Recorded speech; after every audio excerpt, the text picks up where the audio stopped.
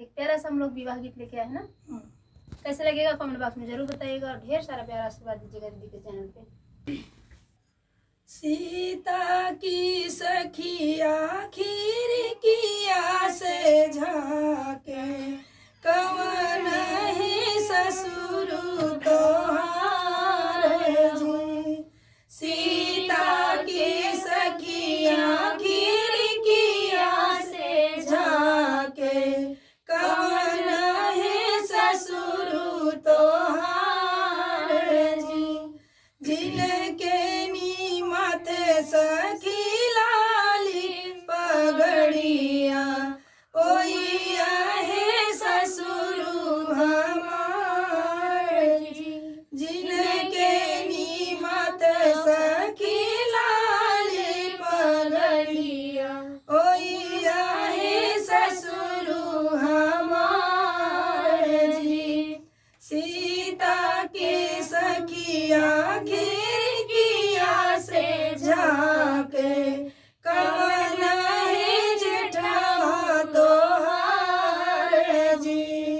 जिनके निहत सखी लाली की तबिया ओइया है जेठवा हमार जी।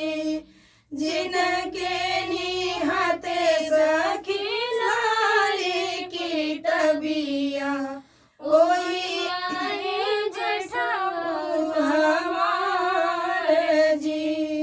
सीता के सखिया खिड़किया से झाके कवन है देवरा तोहार जी।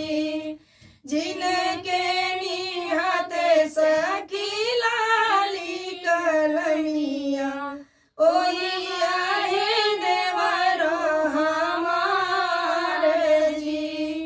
जिनके निहत सखी लाली कलमिया ओइया है देवरा हमार जी।